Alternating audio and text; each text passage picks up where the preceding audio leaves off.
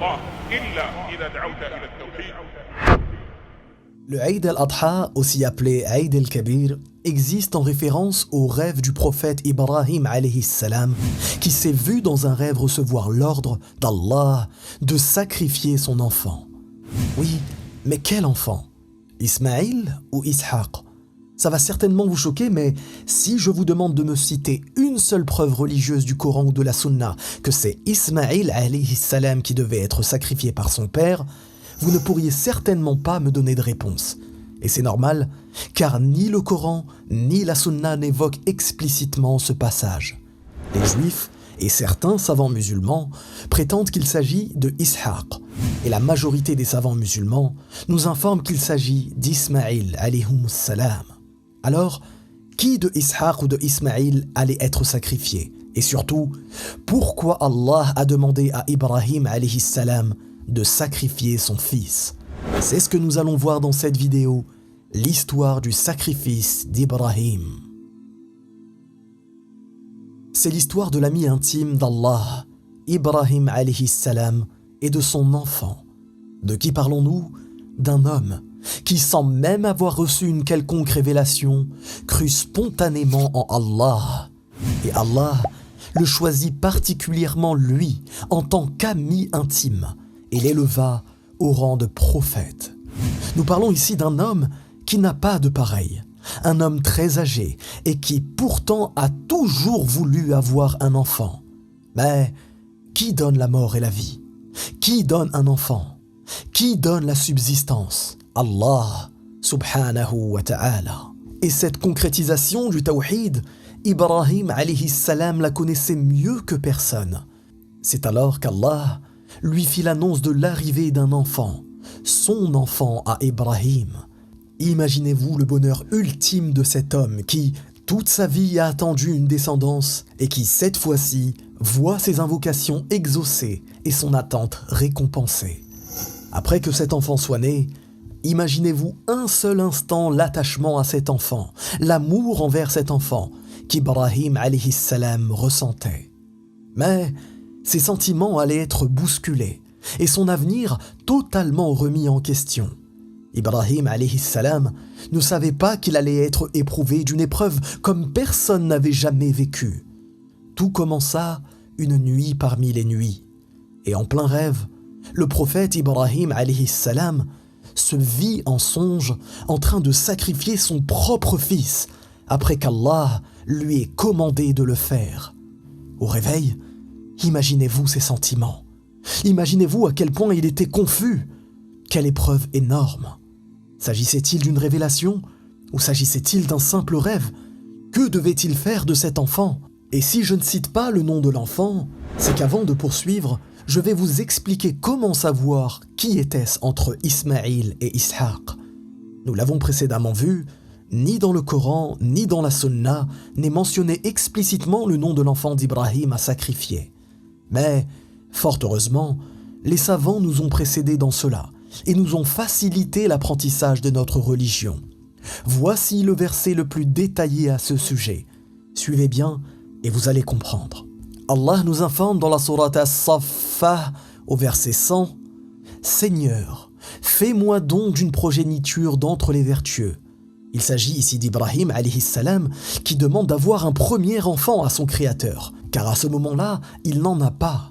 Dans le verset qui suit, Allah nous informe « Nous lui fîmes donc la bonne annonce d'un garçon longanime. » On lui annonce donc la naissance de son premier enfant, un enfant longanime. Et toutes les communautés des gens du livre s'accordent à dire que le premier enfant d'Ibrahim alayhi salam s'appelait Ismaïl. Continuons encore pour les autres preuves.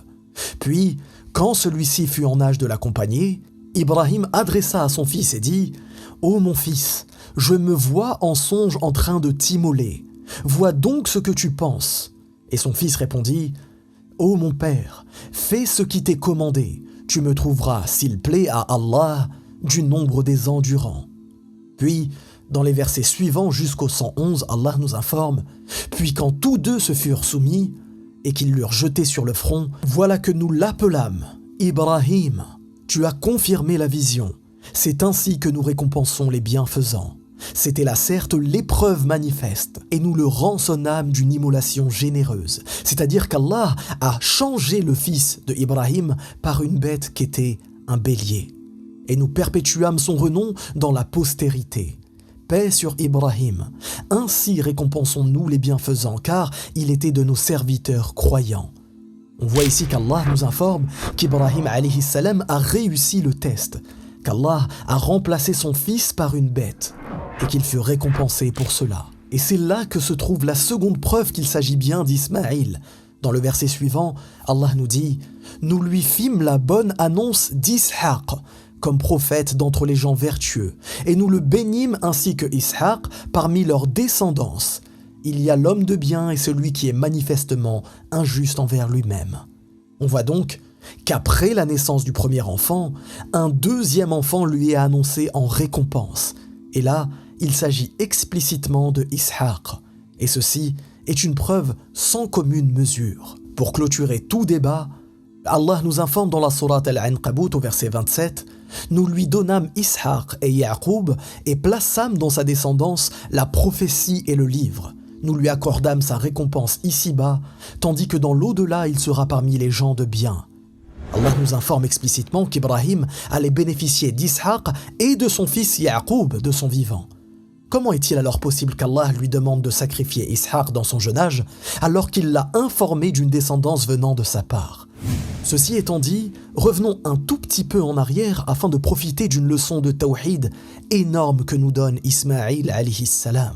Une leçon qui nous aidera à répondre à la question « Pour quelle raison Allah a-t-il demandé à Ibrahim alayhi salam de sacrifier son fils? Pourquoi l'a-t-il testé ?» Eh bien, tout d'abord, quand son père le sollicita pour lui demander que faire après avoir fait ce rêve, Ismaïl répondit « Qala ya abati » « Ô mon cher père » Il utilise ici une formule d'amour pour s'adresser à lui et le tranquilliser.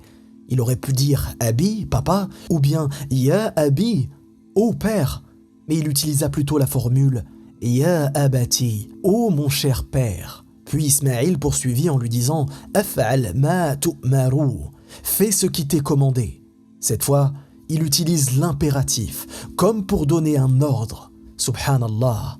Et écoutez la suite. Satajiduni insha'Allah minas sabirin. Tu me trouveras, s'il plaît à Allah, du nombre des endurants.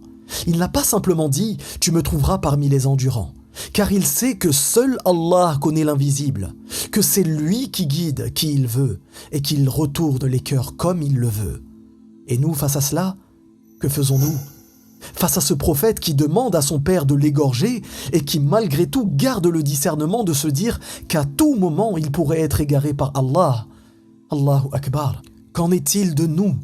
Avant de voyager, nous ne disons pas « Inch'Allah ».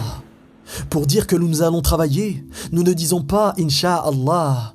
Pour dire que nous allons faire le pèlerinage, que nous allons à la mosquée ou autre chose, nous ne disons pas « Inch'Allah », subhanallah. Combien de personnes ont dit à leur famille « à tout à l'heure » sans dire « Inch'Allah » et ne sont jamais revenus? Combien de personnes étaient persuadées de ne jamais dévier du droit chemin et se voyaient pieux dans le futur et ont totalement abandonné l'islam? Voici une leçon de tawhid pour ceux doués d'intelligence.